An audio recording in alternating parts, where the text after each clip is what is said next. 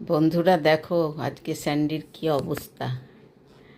চারদিকে বাজি ফাটছে আর স্যান্ডি কাহিল হয়ে গেছে। ও বাজির আওয়াজে ও আজকে খাটের তলা থেকে বেরিয়ে চলে এসছে। ও আমাকে বলছে বিছানায় উঠিয়ে দিতে, ও নিচে থাকবে না। ও বাজি ভয় পায় খুব। ও বলে না, আমাদের সব কুকুররাই বাজিতে খুব ভয় পায়, কিন্তু এই বাজি তো সবাই ফাটায়। আর বাইরের কুকুরগুলোকে আর দেখা যায় না, সব লুকিয়ে থাকে ভয়েতে এদিক ওদিক। কিন্তু এটা তো বোঝা উচিত যে ওরাও তো প্রাণী না, ওদেরও তো ভয় লাগে।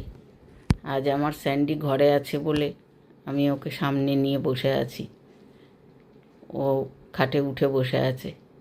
কিন্তু যারা বাইরে থাকে তারা তো কোনো জায়গা পায় না, তারা আনাচে কানাচে যেখানে পারে লুকিয়ে যায়।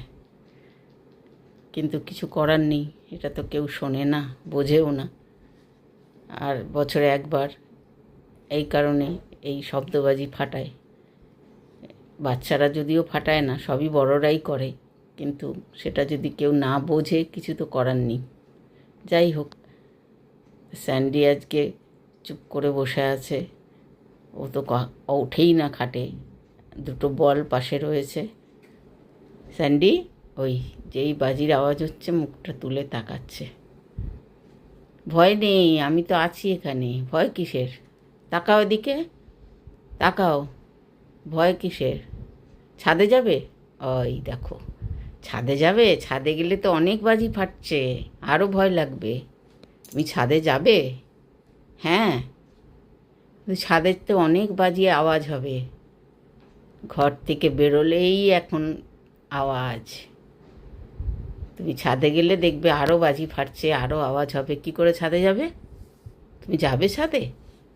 আচ্ছা, তাহলে এখন তো তুমি আমার সঙ্গে যাবে না, তোমার বাবা আসলে তোমায় ছাদে নিয়ে যাবে। আজকে আর যেতে হবে না ছাদে, কাল সকালে যাবে, ঠিক আছে? বুঝেছ? এখন চুপচাপ বসে আছো, আমার কাছে বসে থাকো। ভদ্র হয়ে বসে আছে, চুপ করে বসে আছে, ভয়েতে কোনো আওয়াজ নেই।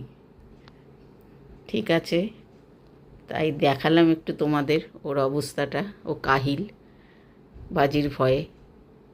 আমি ভাবি বাইরের যারা থাকে তাদের কী অবস্থা হয়, সেটা যদি সবাই বুঝতো খুব ভালো হতো। যাই হোক, এখানেই শেষ করি, রাখছি, বাই।